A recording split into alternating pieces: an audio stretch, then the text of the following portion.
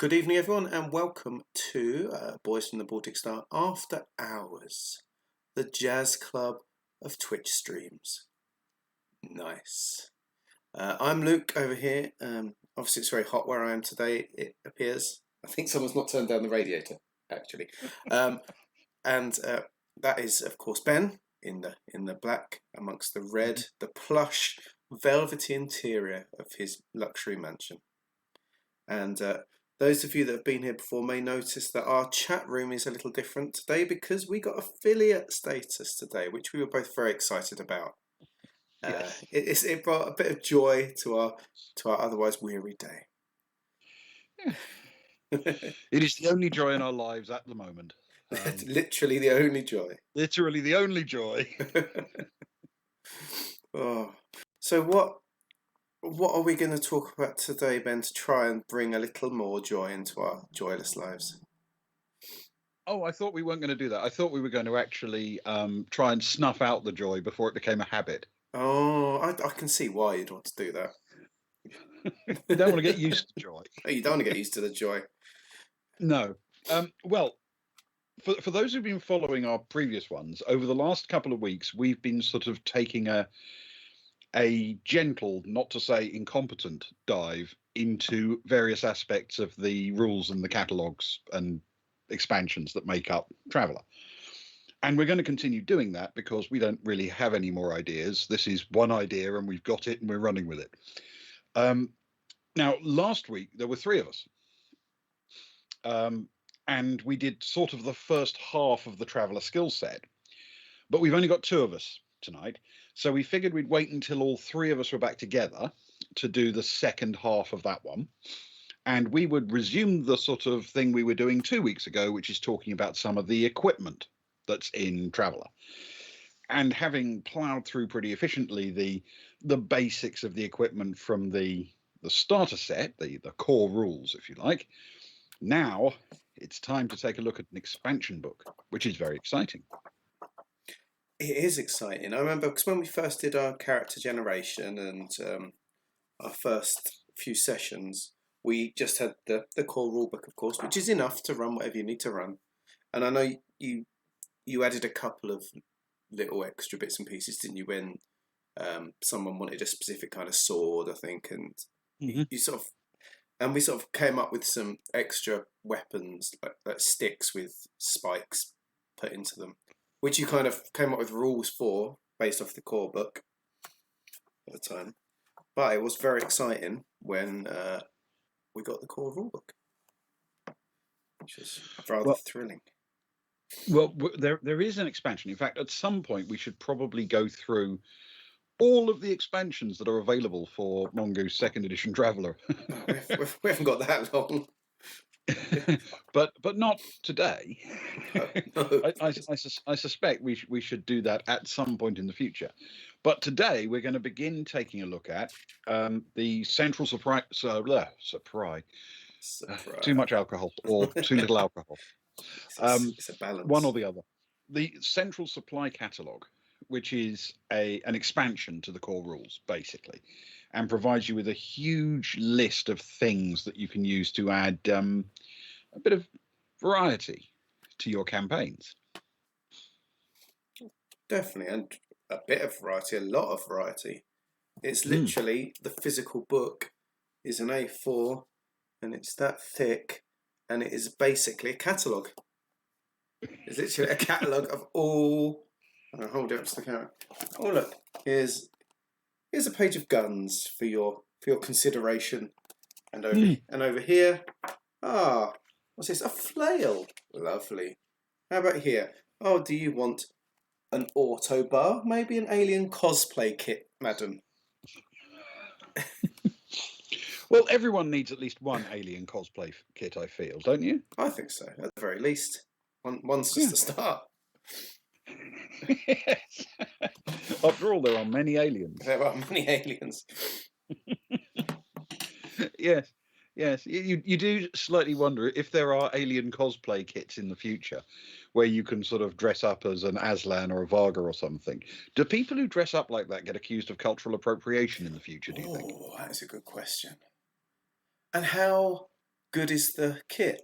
They might say actually how good it is. Could you actually pass? Is it just for parties, an Aslan party, or could you actually pass as an Aslan? I don't know. I mean, I suppose it's a fair question because I've seen cosplayers at conventions and things, and even though I'm aware that they don't necessarily have actual superpowers, they do look pretty convincingly like the people they're pretending to be. You know, Oh, definitely. some of them are remarkably good cosplays. They are actually. Oh, hang on, here we go. A fad on some worlds. A select group who choose to go to sometimes very elaborate lengths to appear as an alien, such as a Adani, a Droid, or Aslan. The very best cosplay kits can make a traveller appear almost indistinguishable at a distance, though there will always be a feeling of falseness up close. There you go. Yeah. Yes. I I don't know. I think realistically you'd have to it's a separate thing from like a disguise kit, isn't it? Because you're not pretending to be a specific one of these aliens, whatever it is. You're kind of playing a stereotype one, aren't you? Yeah, exactly. Like A generic one. So just trying to blend in into a crowd somewhere. It's the yeah, background. or really stand out from one. Yes, indeed. Yeah. Okay. So I'm going to make a suggestion here because I do have the catalog sort of loaded electronically. And I know it's an enormous book, and there's no way we're going to plow through it in any kind of detail, but maybe we should just give people a flavour of it, I show them think the that's kind of things you find there. So, if people will forgive me, I'm going to flick over what we're showing from our usual sort of slideshow activities and the like to something a bit different. But this will take just a few seconds. Um, he says enthusiastically and suddenly realizing it may actually be more like 15 seconds, but still seconds, not weeks. Um, seconds can feel like weeks when your face is large on the screen. I feel that's harsh but fair. So let's see if that does the job. Oh, fantastic. Look at that. So what you're looking at the moment, at least, is the cover of the Central Supply Catalogue. And I have to say, I think this is one of those things where those of us who played RPGs back in the day, the sheer quality of the presentation, of the graphics, of the look and feel of the rule sets these days is so different to everything it was back in the past. It is remarkable how good these things are these days. If you've only started playing RPGs in the last 10 years, you do not realize how much nicer you have it. Oh, a bit of a big. So I should point out, actually, this is one of the things I really love about the Mongoose books. They're scattered all the way through.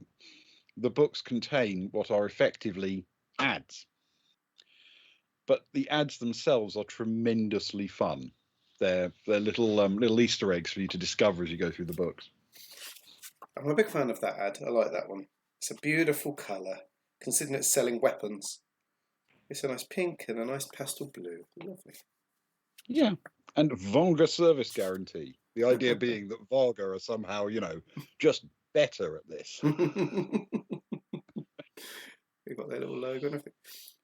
This was an interesting bit because when we decided to add this, we sort of had a conversation, didn't we, about whether we were going to add, because it brings a lot of equipment and options in for the players, but it brings in interesting stuff for you as a referee as well, because Mm. you start bringing in availability, black market, how restricted things are. And it feels like you've definitely been rolling to that over the Oh last. yes, most certainly. As soon as we had this table, I didn't just roll for this with the stuff in the catalogue. I made the decision to do so for the stuff in the core rules as well. To use this expanded rule mechanic to control how easy it would be to get your hands on just the regular kit. Hmm. But to be honest, I think the regular kit is pretty much covered in here as well, isn't it?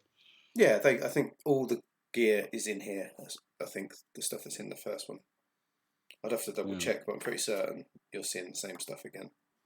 But it makes sense because this is almost, if there's a group you're sat around the table, it's almost nice to have this to just hand out. Oh, you're going shopping. Why don't you guys peruse the catalogue while we have a 15-minute break or something?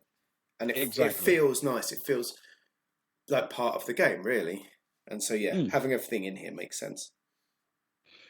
Yes, and bearing in mind that Traveller has to cover like everybody's version of a science fiction game, so they've got to include almost everything you've seen in any science fiction movie or read in any science fiction book. Somewhere has to be represented similarly in this catalogue. It is therefore big, but it's also indicative. You know, there might be one or two items in there that are quite close to the way they were in the film. And then you've sort of got to go, okay, now it's not quite one of those and it's not quite one of those, but it's got features of both. Let's merge them together and add in a bit of a rule change or what have you and make it fit the universe we're building. But then I think that's true of everyone. Everyone's got to be able to come up with their own little crafted alternatives. It's not just Traveller. No, that is true. Okay, so the Central Supply Collection, which is essentially the main catalogue itself, and we go through the first part, which is personal protection. Now, obviously, when we did equipment, we took a look a little bit at armor, but obviously, when you get to the Central Supply Catalogue, it becomes a substantially more expansive option. You get things like the Diplo vest, which is completely new, obviously, and the flak shell. But you also get, you know, Jack armor, which was standard. And Jack, for those who, you know, speak colloquial English, does not mean no armor. You'd think it would, wouldn't it? Have you got any armor? No, Jack. But Oh, and I've got to pay that's 50 not what it. credits. Lovely. It's not great armor, however. No. Oh, +1. Oh, it's barely worth having. I know. I know it's terrible. It's exactly the kind of thing you tend to wrap around like bartenders. Well, you've got to give them a little bit of help. Yeah, not enough, but a little bit. Just a Uh, little. yes. And I mean, a lot of these, the majority, in fact, of these are not in the core rules. You've got to you've got to look at an expanded rule set like this in order to cover these kinds of things. But one of the things I think is really super in this is this archaic armor section, because bits of Traveller can be set on medieval worlds or Bronze Age worlds or Stone Age worlds, and it is quite fun that you can have you know, a full suit of plate mail with with Traveller statistics. So you can see how armored knights would do against Gauss rifles and laser guns. Not amazingly. Spoiler alert, not well. No. But they're not too bad if they're rolling against a dagger or something like that. Of course, so it makes sense. Exactly. Yeah, if you're not sort of expecting them to be capable of resisting modern weapons, then of course they're as good as you'd expect. Yeah, exactly. But but yes, there's lots of good stuff in here, and if, from the point of view of a referee, of course, the most important thing is that every time you look at one of these, it gives you an option to diversify the way the game is played. There are more loot items, there are more specialist pieces of equipment that people can use to explore a complicated environment or deal with an acid atmosphere and that kind of thing. And that's the really exciting thing, because all of these just expand the universe a little bit, but in multiple directions all at once. I think that's tremendous. No, definitely. And I love you've got everything. You've got a neural sheath which you can wear under your armor to protect you against psionics, but it's very expensive. Mm. You got everything like just the ship or like ship vac suits, which are just rubbish, but they'll keep you safe in a vacuum. Fireproof suits you can wear under your armor. Everything really. Combat pressure sleeve. Yeah, a whole range of stuff. Almost too many pages of armor, as far as I'm concerned. It's a bit Well, over the top. well, the thing is, of course, not all of them will be suitable for all kinds of settings or all kinds of campaigns. And as we've talked about before, one of the big issues with Traveller is that so much is dependent on tech level. Yeah. So if you were saying, oh, well, this world's realistically, you're going to be looking at tech level 9, then suddenly it immediately narrows your potential available systems down to only a handful. You're going to be looking at, tech 7, 8, and 9 equipment, say. And that means quite a lot of this simply will not be available. And again, as is always the case with Traveller, a lot of it is modular. And as you can see on this graphic, there are a lot of things you can plug in to an existing armor suit, either underneath it, attached to the top of it. I mean, there are thruster packs. And who wouldn't want a thruster pack, honestly? Who wouldn't? Exactly. Yeah.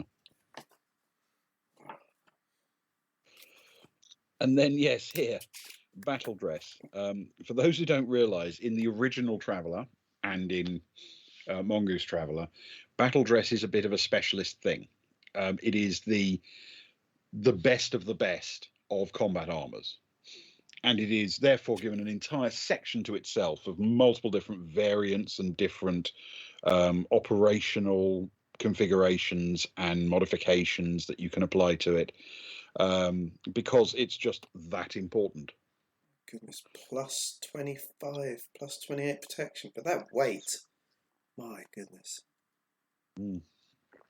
Yeah, you might need to be able to take your vitamins in the morning. Yes, that's ridiculous.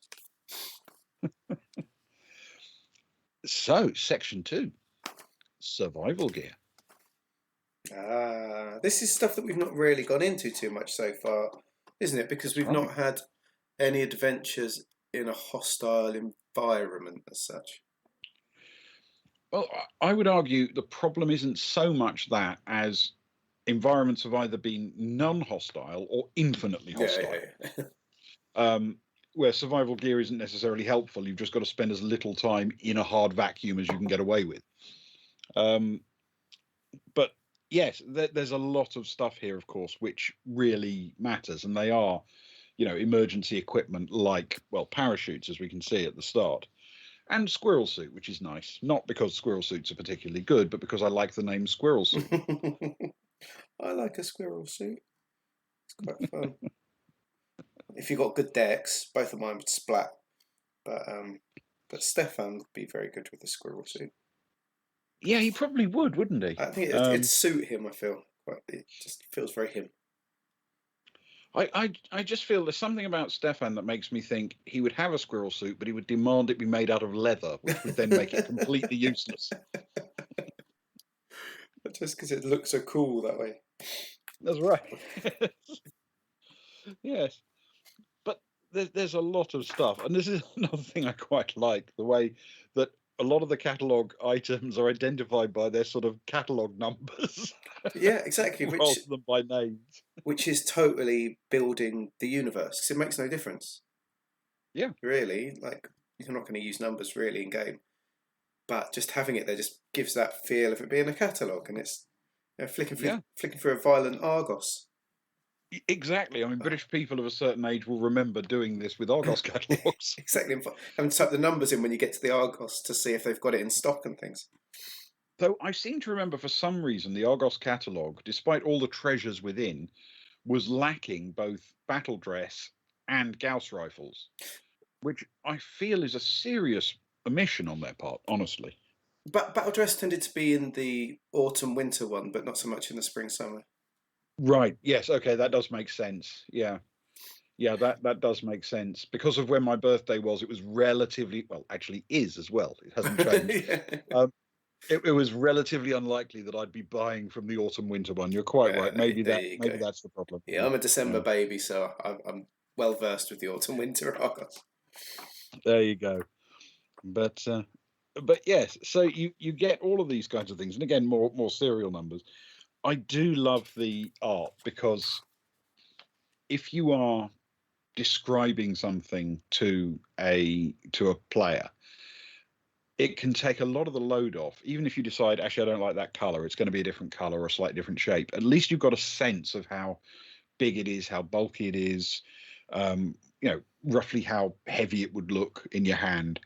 That does make a really big difference, I think. So these pictures make a huge difference rather than just a description. Definitely. I think because it helps that if a player's like, oh, they're not quite certain about the bulk. The weight seems okay, but then they can check with you. Oh, the bulkiness. No, I probably can't carry 3 of those because the solar vaporator is big enough that you could hold like 1 maybe. So you can't. Yeah. It just makes it more solid. It makes it more real. And Traveller is quite well based on loosely accurate physics. And before everyone corrects me, I know it isn't when it comes to jump drives. I fully accept jump drives and gravity drives and things like that. Those are an exception. But a lot of what they set out to do is measured in real numbers. It is intended to be treated as if it's a real physical property, even if it's a fantastic one. So you do, for example, have to cope with the fact that some kinds of armor can be worn under other kinds of armor, and some you just can't. Yeah. You can't just do that willy-nilly, where you find it amusing. Just layer up the armors. I'm wearing 6 different layers of armor. Yeah. Yes. I've got a battle dress inside my battle dress. Just picking up an example that I nearly went past. It's the deep diving suit. When we're talking about bringing in story, bringing in lore and stuff, it doesn't make that much difference. But this allows the players to play off it. It says it's a heavy armored suit designed to allow the traveller to operate in extremely deep water. Okay, fine. It's a deep dive suit. The deep diving suit includes an advanced gel breathing system, which is tremendously unpleasant to use but allows 6 hours for operation. The gel is tiring to breathe and is uncomfortable in both donning and removing the suit, as the traveller must drown in the gel and then get it out of their lungs afterwards. And just by having that written there, rather than just saying, oh, it's a deep diving suit, immediately then you're thinking, I can roleplay this. As a GM, you're thinking, oh, this is good for when they have to take it off. That means that they might. What does getting out of the lungs? Is that an hour they've got to spend? Once they've got it off. And it's like, whoa! So actually, it adds to it just with this little bit of information.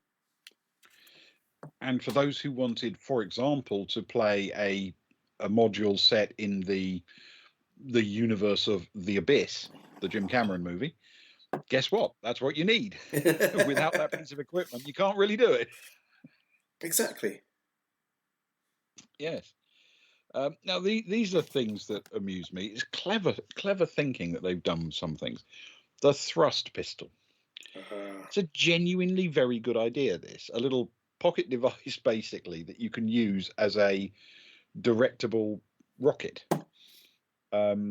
So when you are floating in orbit or that kind of area, as anyone who's familiar with the way vacuum works will tell you, waggling your arms about doesn't actually help.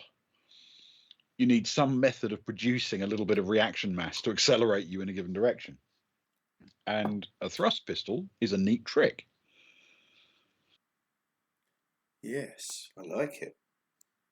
And this page here is all devoted to stuff you need in hard vacuum, survival gear that's suitable for hard vacuum. But each section is aimed for different kinds of environments. So we literally have on this page a fire extinguisher. And it looks very much like a fire extinguisher. It does look a lot like a fire extinguisher. It really does, doesn't it? And we have binoculars and a flare pistol. And what appears to be a basic rucksack. and a gas lamp. And is that some duct tape down the bottom? A bit of gaffer tape?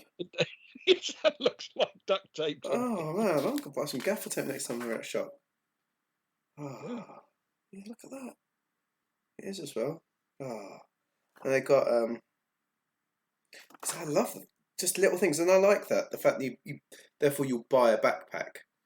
I think we've had a few things where when we've bought just little bits and pieces. I think I've bought a little bag at one point. We bought a little bit of poison, didn't we? Which you just charged a few credits for, and because of course you can buy more than just what's in the book, and that's down to you really to work out the availability, and if we're just asking for nonsense. Yes, and you've got to bear in mind what would be available and where. Yeah. So, as you say, when you bought poison, for example, in a vacuum environment with compartments filled with pressurized air, there isn't actually much need for poisons to deal with pest infestations, because you can simply seal the airlocks and evacuate the area, and pretty much everything that can live will die. Mm. So, it automatically kills all vermin of any kind. Yeah. Because they, your basic mouse does not come with a vac suit. No, perhaps they should. Well, they would need to if they wanted to infest certain kinds of starship or whatever. Yes, but the truth is, of course, there are poisons that are available, and you ended up essentially with potassium cyanide, We which did. could be used and is used in the extraction of certain metals like gold from ores. So as soon as you said, we need a poison, I had to think a bit on my feet and say, they won't have any warfarin and they won't have any of this, but they will have cyanide around. Yes, you can find you some cyanide from a mining From a conglomerate or mining whatever. planet, yeah. Yeah. Sure. At least we were quite vague about we want some poison. Yeah. Yeah. Exactly. Nice. Yes. In actual fact, cyanide might not have been the ideal poison for your task, but you worked around it. Yeah. Exactly. Yes. So yes, there's all sorts of stuff here, and a lot of it I think is very, very interesting. This, I must confess, of all of the pages in this book, this is one that really did capture my imagination.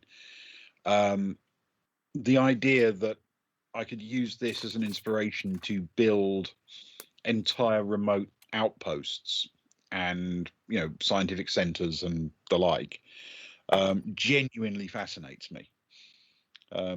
So I suspect little variations on a theme of what you see here will turn up fairly often. At some point, an advanced base built together from different bits and pieces. Well, yeah, A yeah. I prefab. mean, why not? Oh, quite right too.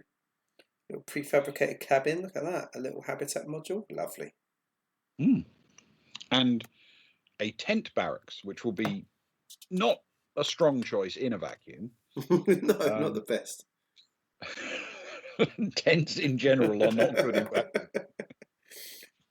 They Important try. safety tip. Yes, tents do not shelter you from vacuum. And meteorites. No, they're quite limited against meteorites, if I remember correctly. Actually, that's a question. When does a meteor become meteorite? Because a Well, meteorite is the rock you pick up off the ground, but it's a meteor when it's falling. But presumably at some point you'd say, well, that's a meteor, but it's made of meteorite. yeah. Oh, don't. It's wheels within wheels. Yeah. Yes, I'm sure there's somebody who actually knows the answer to that question. And probably it's a very, very long and convoluted answer, I'm sure. I would imagine so. Yeah. Anyway, moving on Anyway. to less meteorite related questions. Yes. Goggles and binoculars, and we have things like communications equipment and little walkie-talkies Lovely. and things of that nature. Actually, this is a very good example of the tech level problem. So essentially, this is a transceiver, i.e. a radio transmitter and receiver. And what they've done is to say, look, you can have radio and laser transceivers, and they are at this different tech level. And as you go up each tech level, you get a different price tag, a different weight, and a different performance. So at tech level 5, you can communicate over 5 kilometers with a 20 kilogram radio, or 50 kilometers with a 70 kilogram radio. Oh, what a beast. Yeah. And, tech level 5 is, that's about First World War, isn't it, roughly? Yeah, we worked that out, didn't we? Maybe even a bit before that. Was it? Something like that. Might be that. Yeah, it would be, maybe, yeah. So in essence, the idea is that, a tech level 5 20-kilo radio would cost you 225 credits and would be about the kind of thing you'd be able to comfortably fit in a tank or a Jeep. Yeah. But a really, really long range sort of continental one, which I guess is, what is that, long wave or? Yeah. No, it's probably short wave, high frequency or something like that. Whatever the numbers are, I'd have to look them up now. I can't remember what any of the bands are. That's a 300-kilo radio at that level. But by the time you get to tech level 12, it's a computerized digital radio, and it weighs 1 kilo for the same performance. Yeah, for going quite just as far. Yeah, it's ridiculous. It's practically a wristwatch at that point, isn't it? It's ludicrous at that point. Definitely, and that's what's fun about it, because when you're working out how much money you've got for some things, you're then trying to work out, can I afford the tech level 12? Because it is half the weight, and therefore, because there is only a certain amount of weight you can carry, it goes against your strength stats, doesn't it? And then you look at the realisticness of bulk. You don't have just like, it's not like playing Skyrim or Fallout where the things just magically vanish into pockets. You've got to carry everything. So then you're like, oh yeah, it is worth a bit more money just for it to be smaller, if nothing else. Exactly right. And that's obviously going to be a challenge all the way through. It's going to be one of those things where you go, we need a balance between the weight, the range, the cost, and what's available. And essentially, the way it normally works out is that there is when you do that availability table, it generally becomes easier and easier to get kit of lower and lower tech, up to a point. Then if you're genuinely in some space station asking for a bronze sword, they might go, actually, we don't get a lot of call for that. Not many bronze swords. Yeah, we don't have a lot of those. But some old shop on a planet somewhere in the artisan district might have it as an old antique. It might be blunt, but they might have a dusty old. So whereas on another planet, it's like being freshly made. On this planet, it's hundreds of years old. From back in the past.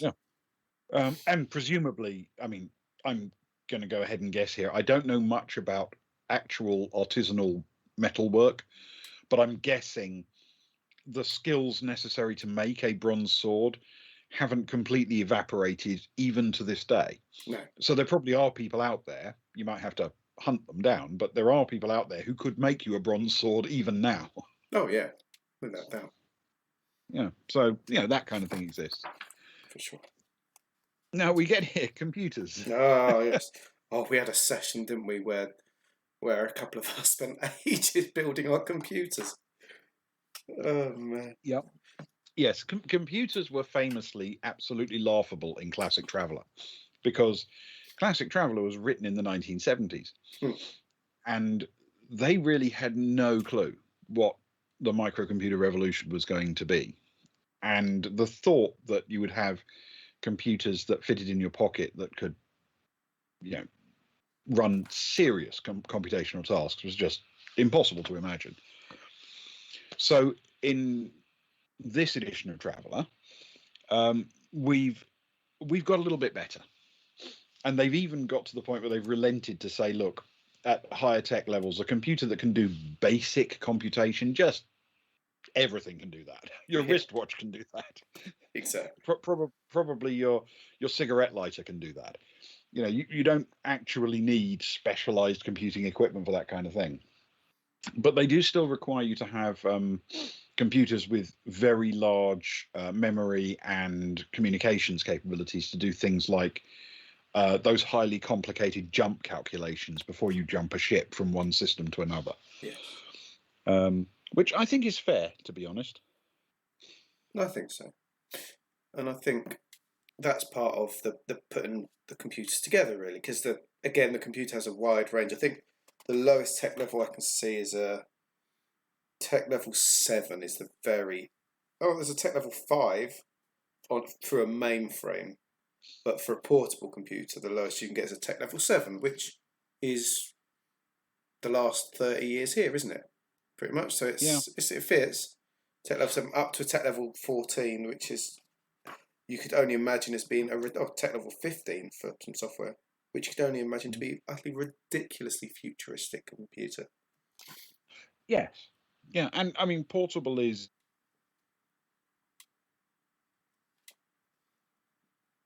Oh, you're frozen. Oh, I'm back. Am You're I? back. You're back now. Yeah, portable is. Okay. Portable is. You're Teams frozen. just had a little Little fart. wobbly. Oh no. Yes.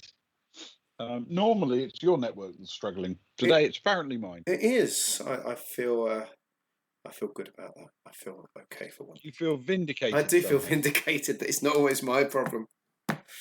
It normally is, but now. Oh, robots. Now I will point out something about this.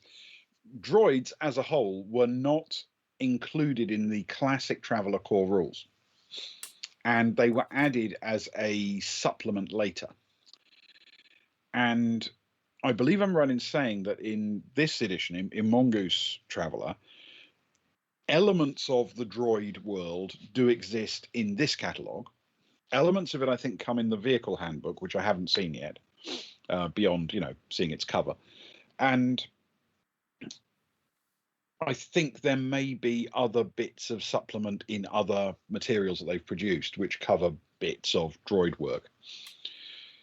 But the few sort of scenarios, which have mainly been one-shots we've done, where we've been using these rules, where we've needed droids, I've actually used the old classic Traveller rules to build them. Okay. Because I didn't have access to full droids rules. But I get the feeling that these are a pretty good starting point, actually, for coming up with, plausible droids at different kind of tech levels. Yeah, so. And can I just point out that they've got an astromech droid that is essentially shaped like a barrel. Yeah, I like him. And a protocol droid. Yeah. Which is very much a jointed, shiny sort of human. It is quite Star Wars-y between the two of them. Yeah, the astromech. It has suddenly veered off towards that galaxy far, far away. It has a bit, actually. Oh. But both of them pale into significance next to the spider bomb. Well, yes, the spider bomb is a genuinely impressive piece of equipment. And I have to say, this is one of those areas where I'm thrilled that they've done this, because I think it looks lovely. But I think there is absolutely no justification for a spider bomb looking quite that much like a spider. It's true. It's true. You'd think you'd call it a spider bomb even if it had 6 legs and no abdomen, wouldn't you? Oh yeah, exactly. So, oh look, don't worry everyone, it's just a big spider just running across the middle of the battlefield towards us for no real reason. Yes, the spider bomb is a great idea. It's a self-propelled mine. In fact, it is a torpedo, basically. Except instead of powering its way through water, this can run across land and even climb things. It is a thoroughly capable little bomb. But quite expensive, given that you're not going to get to use it twice. No, indeed, it is a lot for the one. But it's good at getting it tight, difficult to get places. To be fair, I do like the skin job just because it's so expensive. Because it's a robot that looks they pass themselves off as humans, so we're in full uncanny valley kind of thing. They can be programmed.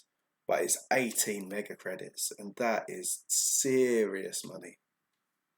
That is a lot of money. That's the kind of level you're talking about, actual spaceships. Yeah. It's that kind of scale of money. Yeah, you could buy a spaceship for that.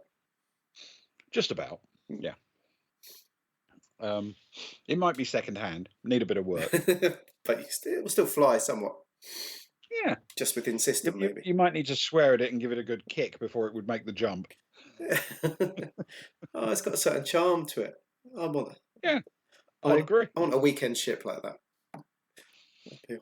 And Is anyone else thinking that the urban pacification police robot really needs to have the catalogue number Ed 209?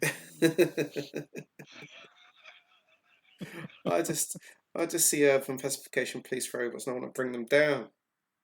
But Well, yes. but not with those sort of traits. My goodness.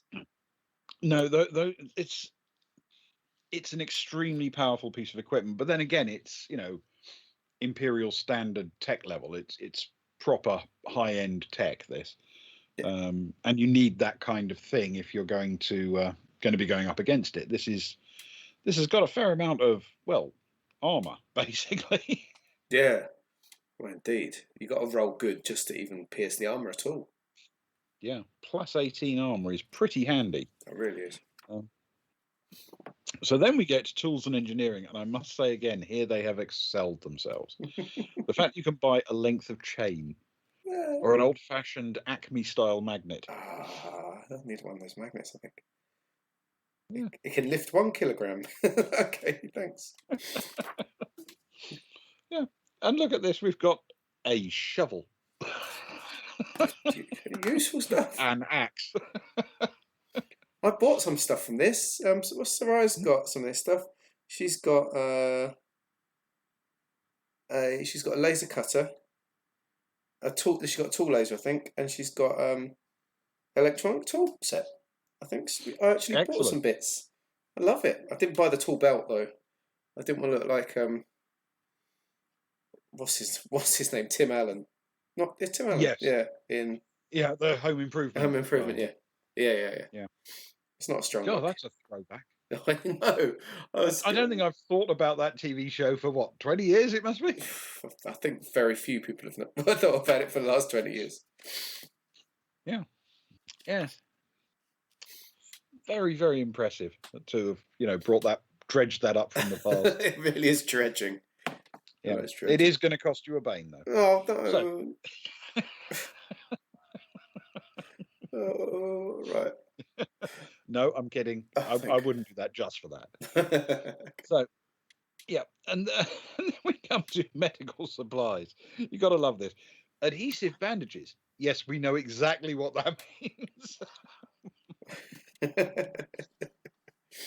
Yeah, exactly. Oh, yeah. Well, as opposed to the non-adhesive ones.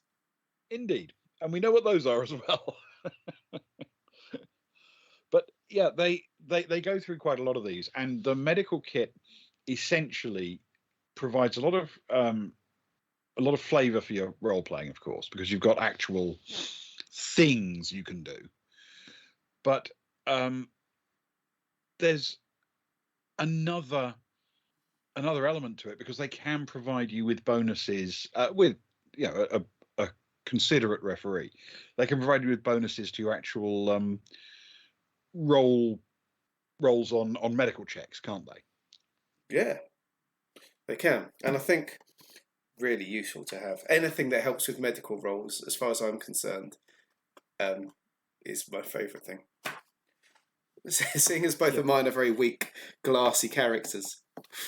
Yeah, and it is faintly disappointing when the only medic in your party has repeatedly said, "Yes, I like medical kits, but they are a bit expensive. I think I'll only bring the one." Yeah, just feel it's worth it.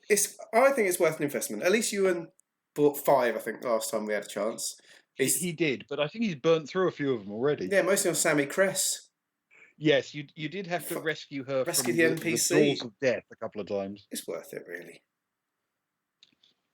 Yeah. Well, there aren't actually that many commando geologists in the galaxy, and she's not one of them. But you insist on treating her like a commando geologist. Sure. Our dream is that you just give up fighting against it and accept it. Yes. Yes. Let's go fine if that's what you want her to be. Dating profile, can't you? That's what you geologist, Special Forces Commando. That's what you are now. Don't care if you wanted to be or not. You are now Special Forces. Just keep firing that gun until you get good at it. No geology for you. So, unsurprisingly, there is a fairly substantial section on personal augments. These are implants and bonuses that you can get. it's a pretty heavily trodden part of science fiction, isn't it? It is, but not by me. I never like getting augmentations in sci-fi. I don't know why. I think I fear for my lost humanity. Actually, I don't think you're alone in that. I think there are quite a lot of people who would be a bit nervous about it. Even though, I mean, we must be getting less nervous about it. The number of us who've got everything from artificial heart valves to just pins and rods holding our limbs together.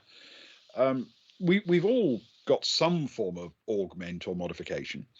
I would also point out that you've got 6.5 million tattoos, and you're sitting there saying, "I wouldn't augment my body in any way." Well, that's art and expression, and I don't know what else.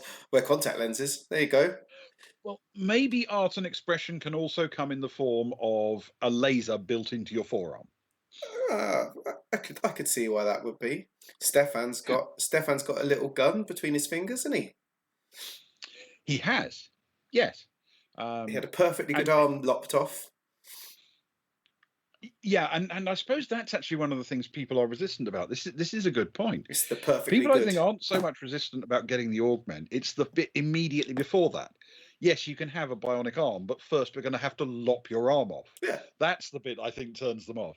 I think if it was a busted arm, then I'd be less worried about it. Do you know what I mean? Like if I lost a leg, then fine, give me some utterly ridiculous augmented leg that does everything. But don't take a leg off just because I want a nice shiny leg. Yeah. Exactly. I mean, I'm a huge believer, um, where if I'm in a plane that's on fire and about to crash into the ocean, I'm going to grab a parachute and immediately say, this is exactly why they designed these things. But I am not going to hurl myself out of a perfectly functional aircraft that could land quite happily with me in it. I have no desire whatever to parachute for any reason other than the plane's about to go down. Yeah, exactly. But then it's weird. I suppose you could make the same extension to things like scuba diving, but I love scuba diving. Oh no, I don't like depths. I can't be doing scuba diving. Oh Yeah. no. And I should point out, we've actually had a couple of comments in the chat room about which I think are very fair, about Traveller does not handle the idea of the loss of humanity as an automatic negative. And that's absolutely true. And Cyberpunk and a lot of games and in fact fiction in that genre does do that very much. But I've always felt they're both wrong in different directions. Mm. Mm. I think it's wrong to say to somebody, if you've replaced 11 parts of your body, even if you had to because you were horribly mangled in an accident, Yeah. you lose chunks of your humanity. It's equally wrong to say there should be no consequence whatsoever to just replacing yourself with an entirely shiny robot design, right? But here's the thing. I believe actually the negatives to having a largely bionic body shouldn't be internal, they should be external. It should be the way other people start to treat you. It should be, yeah, that's fine. We get that you've turned yourself into an amazing cyber ninja assassin, but we're not having you for dinner. Oh. Well, there's the gang in Cyberpunk. I'm trying to think what they're the one they really heavily augment themselves, but in a very brutal industrial way.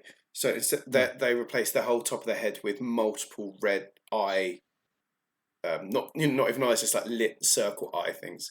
Maelstrom, that's what it is, and that whole thing is that big grimy industrial, over the top, really go for it. And then of course there is thanks Dice Mod for I beat you to it at least. But, I was trying to work back up. I was playing it the other day. I was like, I'm Maelstrom here. That therefore they are looked at funny when they walk down the street. You're part of a gang and a part of a thing. They're brutal. So if you do suddenly start getting that, places won't. People don't want to be around them. Do you think? Because people are like it with people anyway. Let alone if people start, getting all golden skin or something, or putting Yeah. weird bits into their bodies. I mean, I don't want to get all victim here, but I will point out that as soon as I started walking with a stick in, the UK, people treated me very differently. This is not a science fiction constant that it's you get treated differently when you are different somehow, even if it's pretty trivial. As soon as I needed a stick to walk, things were very different. What you need to do is have a stick that has one of those little blades that goes into it, like some kind of A sword. Sherlock Holmes villain. Yeah. Yeah, I mean, I grant you there is some joy in the thought, but they are actually quite illegal. Only if people see you open it around them. Yes, I suppose ultimately, if you leave no survivors, what people don't know can't hurt them. very much the opposite of what I was getting at there. What people don't know will slaughter all of them. Well, I've just seen you can get venom glands as an augmentation. I've changed my mind. Venom glands. I'm up to and shrieker box. You can. Yes, yeah. Venom glands are, I think, a very good idea. I'm sure they must have got the inspiration from somewhere in science fiction, but I can't remember an obvious place. You can bite someone. And shrieker box, you can just shriek horrible static to upset everyone around you. It's quite exciting, and you can copy anyone's voice. So I'm changing my mind now. Yeah. Is that why is that, do you think, why Ewan got one of his characters that sphere of solitude or whatever it is? So you can just sit in silence. Yeah, upsets me. Yeah. More than once he's turned it on just when I've been annoying. Including once on a bloody dance floor. Yeah. With people around. Just because he could. See, those modifiers just said, Americans, when they see people with a cane, they think you got class. Maybe it's time for you to make a move, And you got the English accent.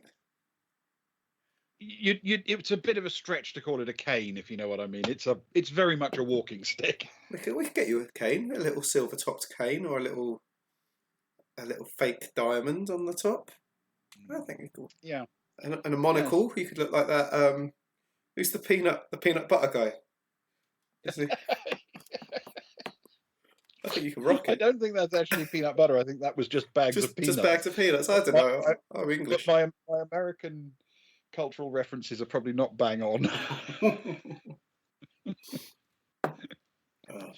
peanut guy. Yes.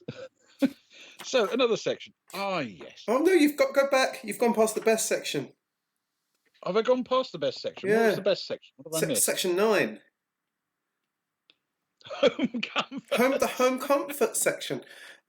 This is, of all the things we could buy when we first got this catalogue, we spent most time buying home comfort. But Ewan bought he bought the hair styler.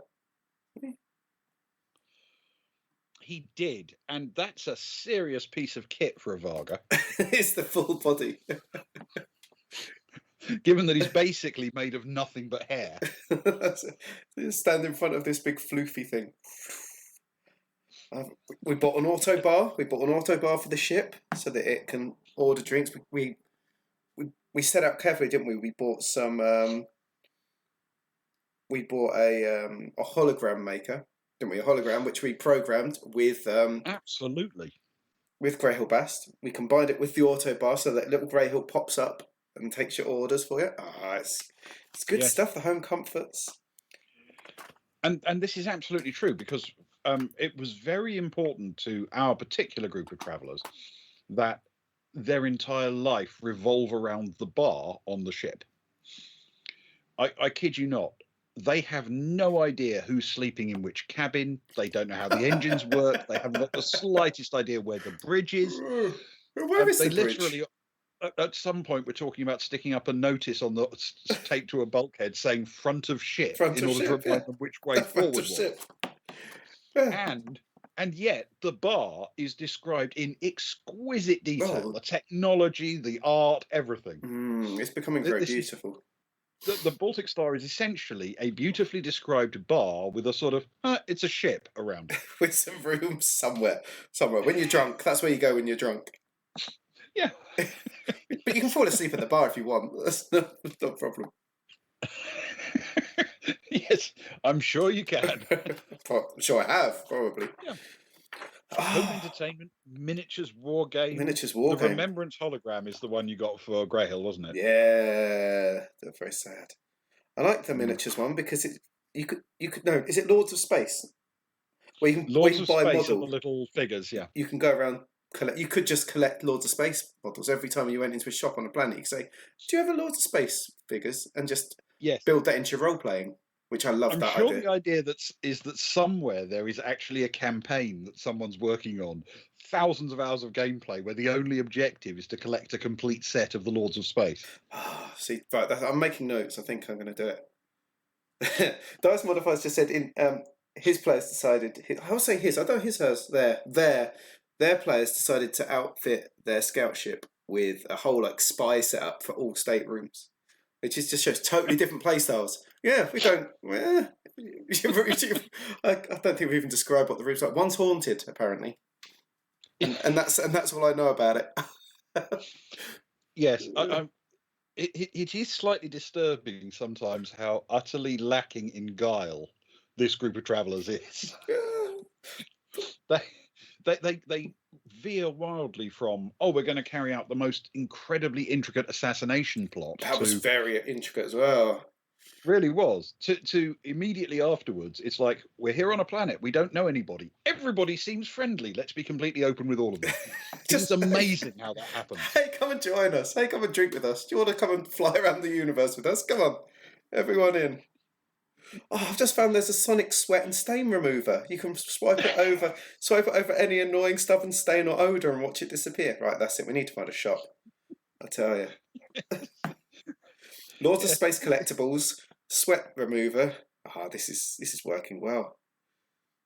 We've got vivariums already for any little animals that we come across because we collected several of those. Yeah, they're ready for us. We love collecting little animals. Oh, look at the little figures they've got them as well. Oh, yes, beautiful. And the Sphere of Solace, which is the thing that Ewan insisted on buying. I'm going to break that when he's not paying attention. I mean, to be fair, it's not a very expensive purchase, is it? Just because he's an old general.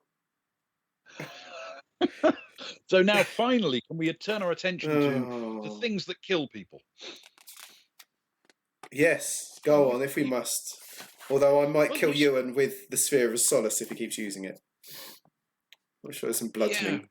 Yeah. Well, you've got to need, I suppose, there has to be something in life where you're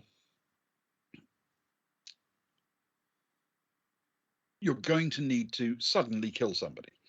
And you seem to find that the only people you ever need to kill are surrounded by bodyguards and gardeners.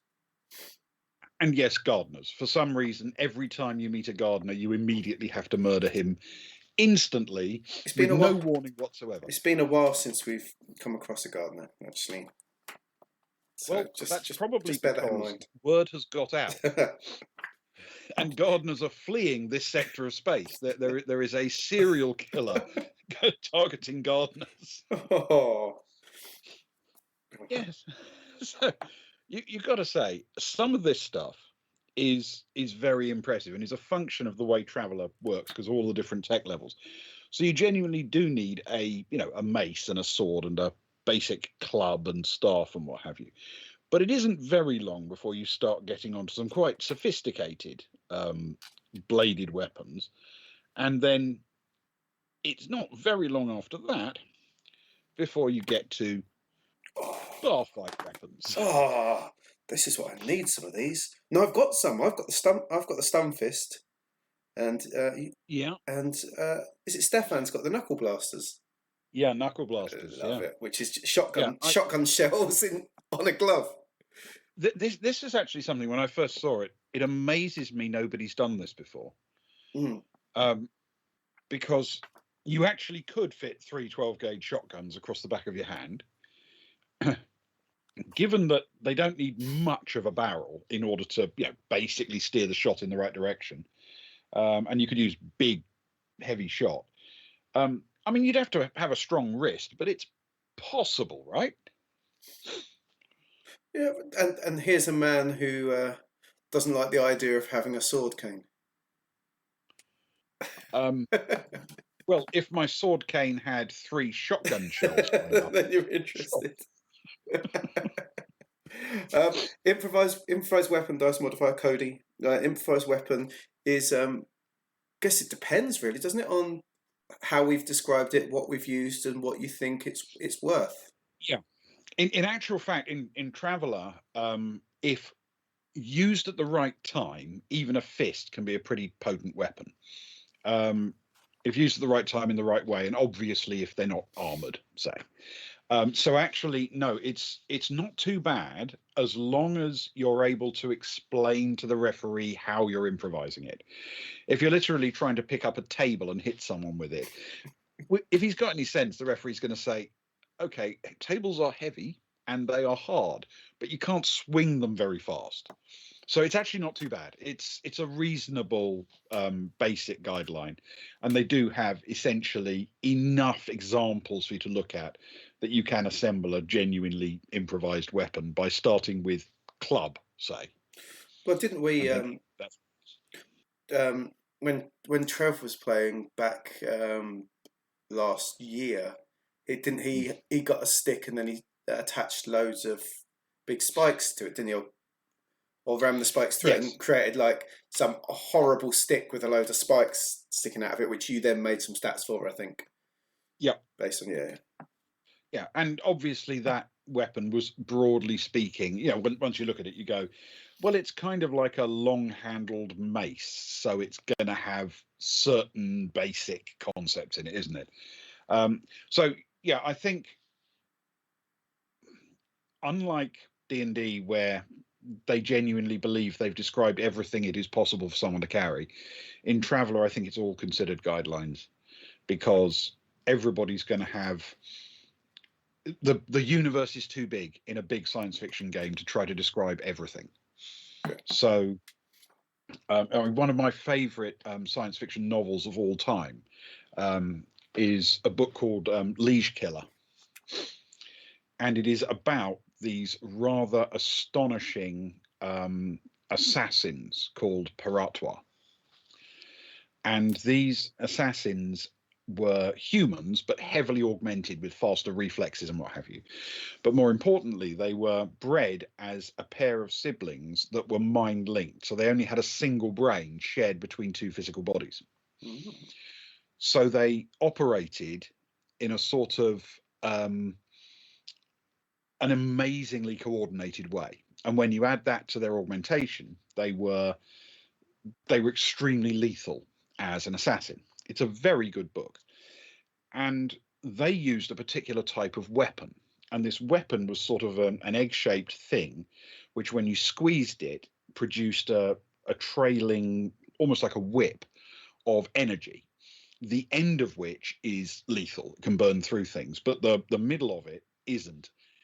But it is still connected to the whip. And so the highly skilled assassin could use it to sort of wrap around corners and, choke someone's head off or pull someone's head off with it. It's an extremely well described concept. I'm not aware of anything like that that's ever been written in the Traveller rules, but you could design that kind of opponent and that kind of weapon, because there's enough guidelines on how dangerous things are supposed to be, and how easy they're supposed to use and that kind of thing. Yeah, and So there are archaic weapons which use that kind of that idea, sort of bowler whips, things like that. So you could work it through, tech level it up a bit, add some yeah, deadliness. Yeah. exactly.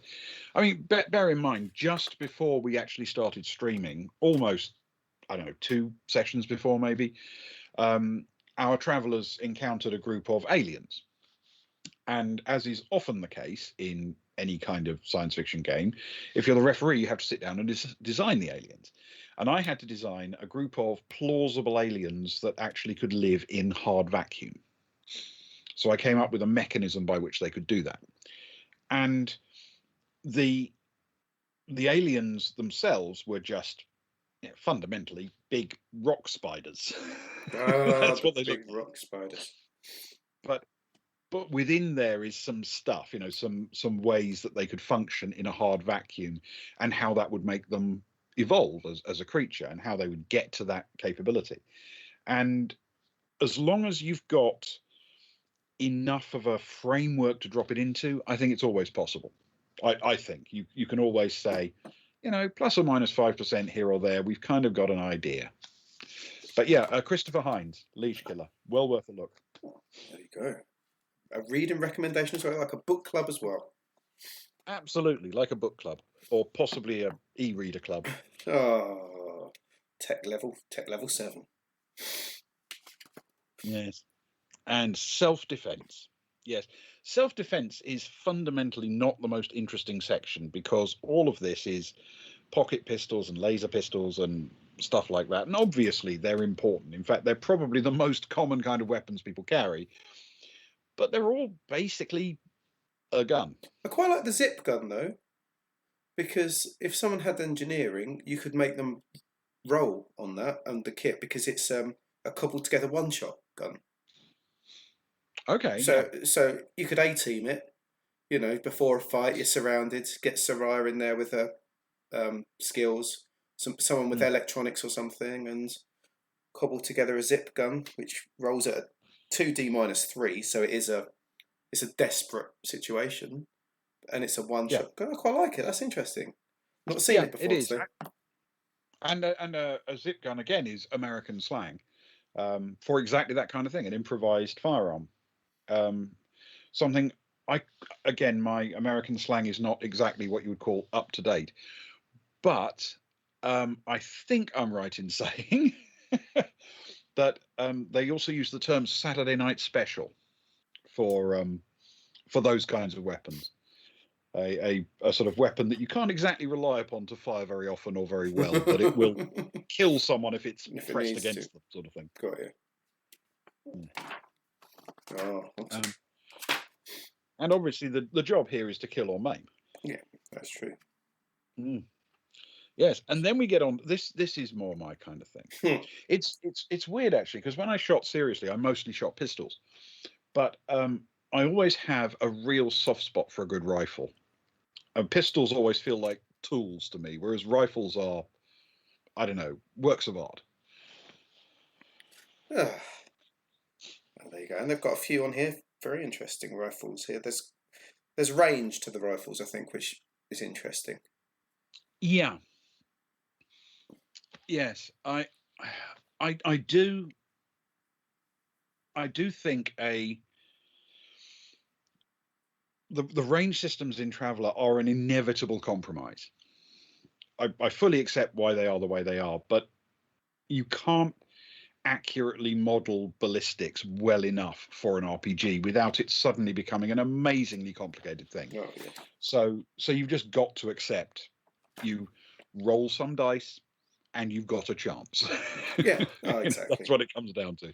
No, definitely. As long as the percentages work out, we don't get too caught up with the mechanics of it. But yeah, there are some good things in here and some interesting ideas. Maser rifles, I think, are clever. And obviously plasma and stuff, but a solar beam rifle, this is a cool thing. I'm trying to find it now. So I've got stuck on the matter disintegrator, which is just ludicrous. It's expensive. Damage 2DD. Ah, yes. Actually, that's worth mentioning. In Traveller, if you get damage which is 2DD or 3DD or 4DD, what that means is you roll that number of dice and then multiply it by 10. Oh. So the matter disintegrator literally disintegrates the matter of your opponents. Yes.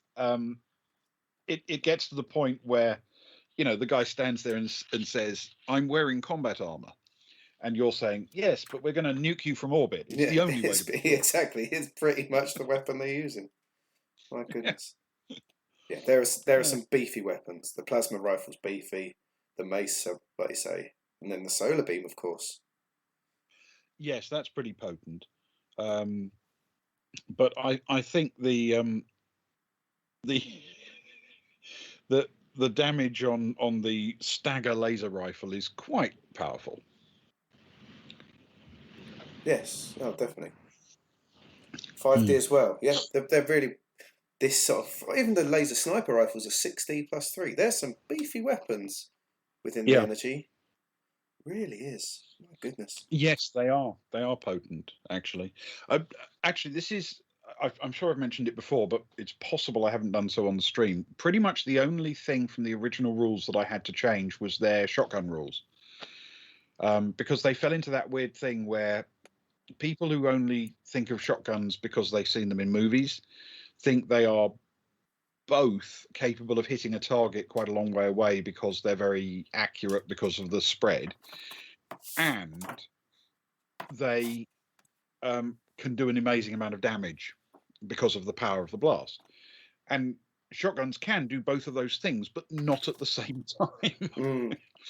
If you want to load like a solid slug that can do a huge amount of damage, then by definition, what you're now using is a musket.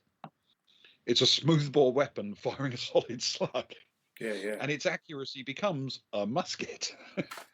It's nowhere near accurate enough to qualify as a proper, rifle. But you can get the accuracy back by throwing in lots of little pellets. But if you do that and you hit somebody's flak jacket, he won't even notice.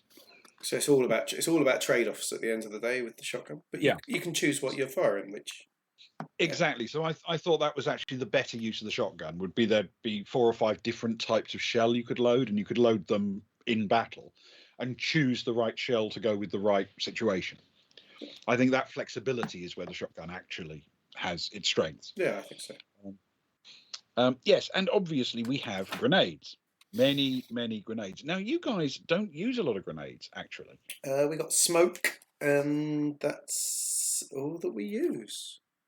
We used aerosol when we used to do when we did a few little side quests with my daughter. We used aerosol because I threw an aerosol one before. Because that spots laser, doesn't it? I used aerosol and smoke in a mission that she played. Yeah. I mean, for those who don't know, the aerosol basically deodorizes the opponent. Exactly, and everyone smells nicer. And you're like, cool, I can nice. Fight you hand to hand now without rolling negative. Yes, and obviously there is a large section on archaic weapons because Traveller goes all the way back to the Stone Age. It has to. You never know what you're going to encounter on the next planet. So you do have literally a spear, a javelin, a sling. And these are... They give you one example of each. They don't give you the entire history of archaic weapons, but again, they give you enough examples that you can go, okay, this is actually a bit more modern than that one, or actually a bit more primitive than that one, and you tweak it accordingly. The actual numbers are about right, I think. Yeah. Heavy weaponry. Only 2 now, there are some problems with this, one of which is they don't go heavy enough.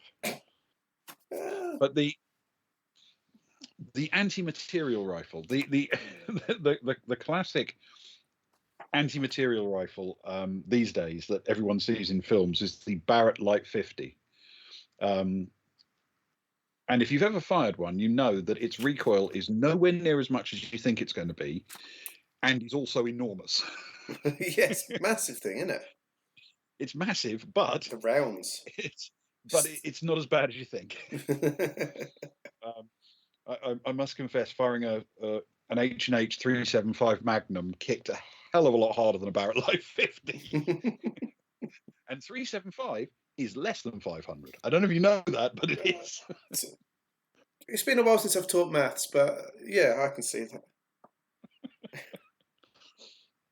Yes. This is a very good example of the classic Traveller coming through. The FGMP, the Fusion Gun Man Portable. Yeah. This was the biggest sort of heavy but man-portable weapon that you could get in the classic Traveller, and I was always very pleased to see it reappear in the new edition, because basically that was one of those things that when you played the classic edition all of those years ago, you were desperately hoping your character would eventually have one of those. Not that my characters ever did get one of those, but that's not the point. Hey, not at that cost. It was the gold standard of we will destroy this entire room. When you absolutely positively have to ... Yeah, exactly. And yeah, they were lovely ideas, and I'm so pleased they kept them.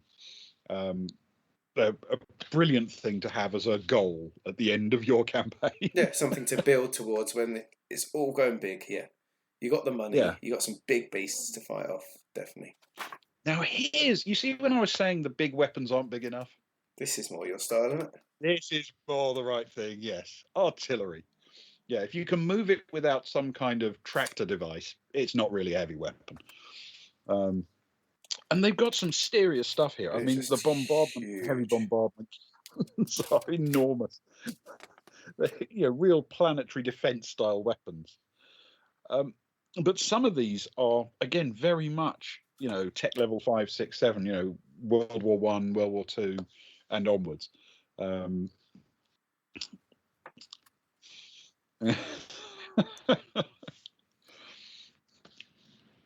Yes, I do like these, and I'm impressed with the vehicle weapons. I'm particularly impressed with the black powder cannon as a vehicle weapon.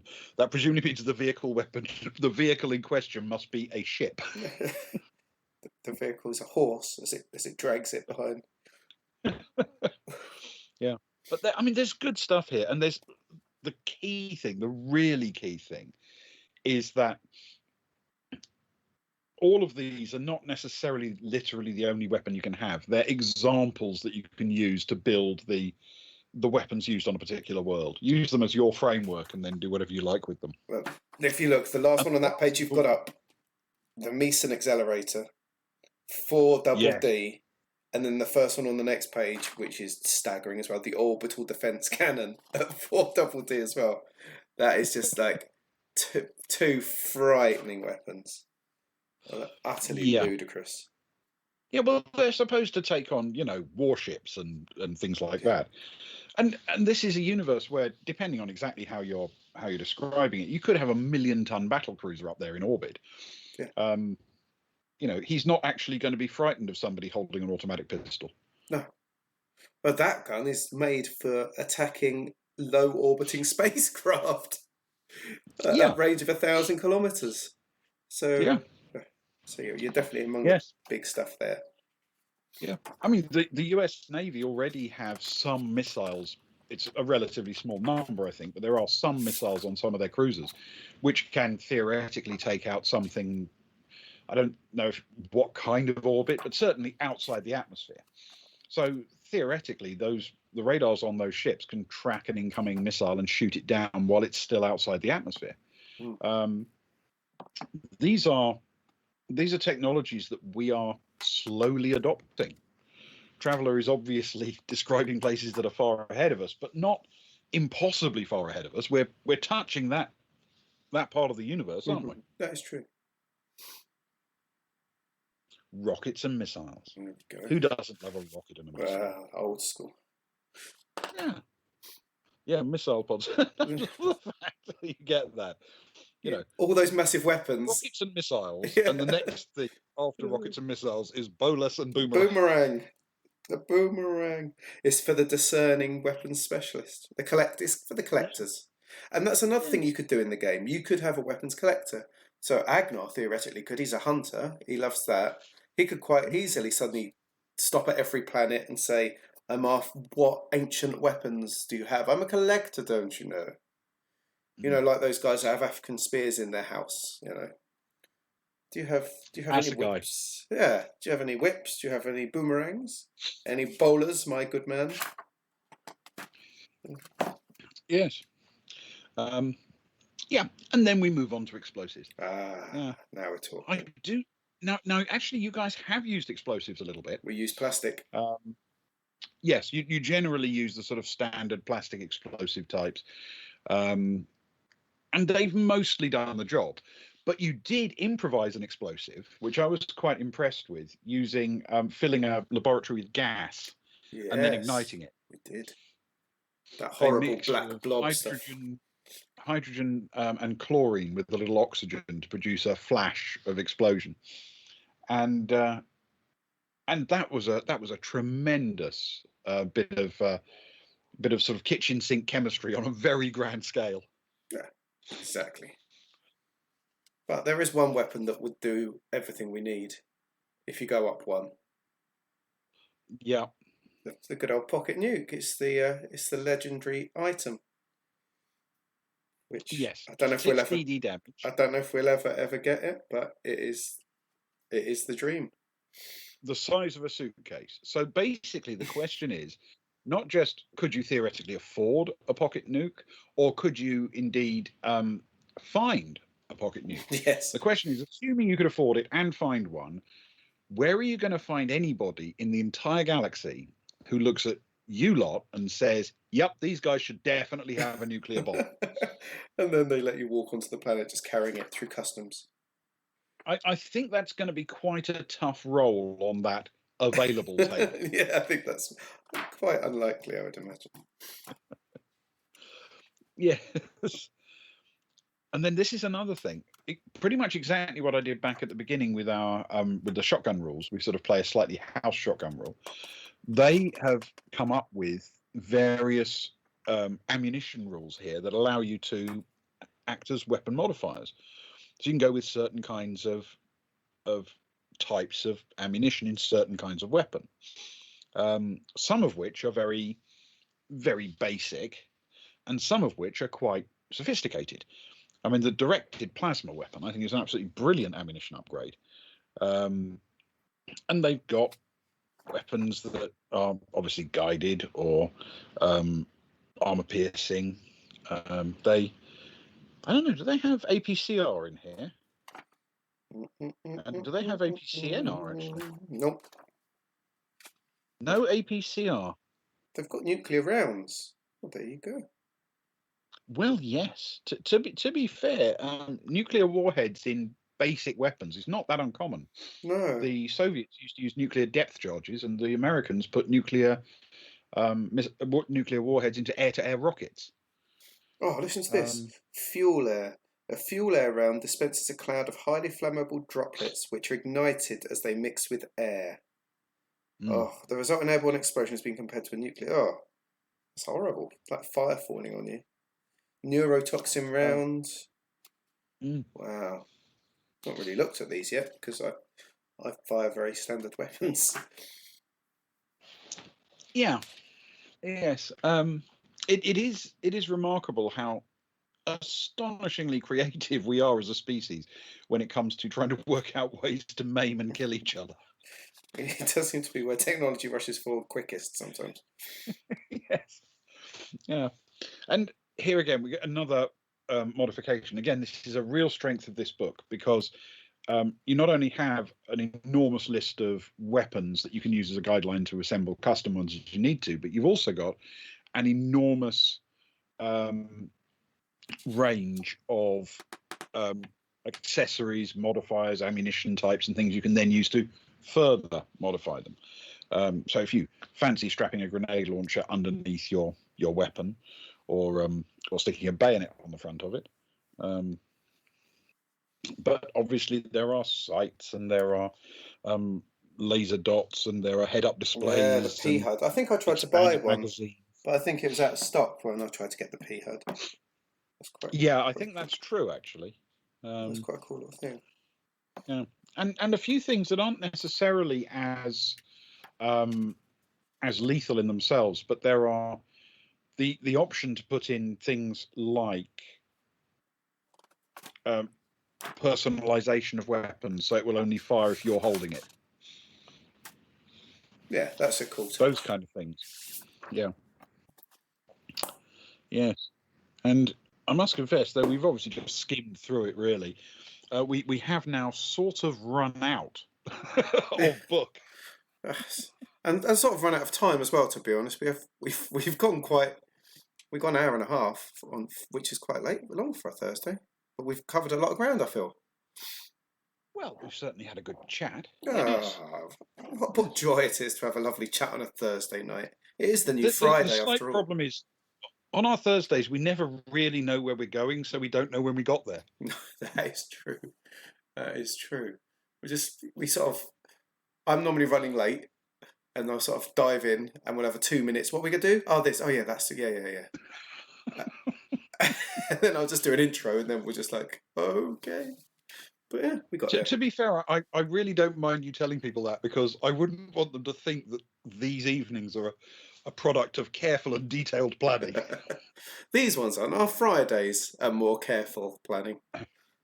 Yes.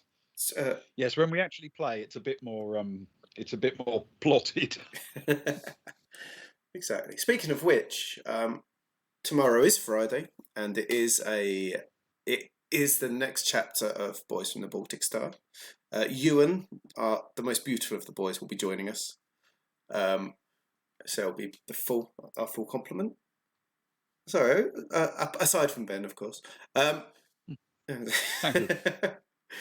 we'll be hitting our full complement for Friday, where we'll be waking up in a hotel with a hangover, if the night before was anything to go by, and having realised that we've been bugged, and so we've got to be very a cagey start to the session. I feel a cagey and hungover start, but I've just remembered we've set Agnar up with a surprise.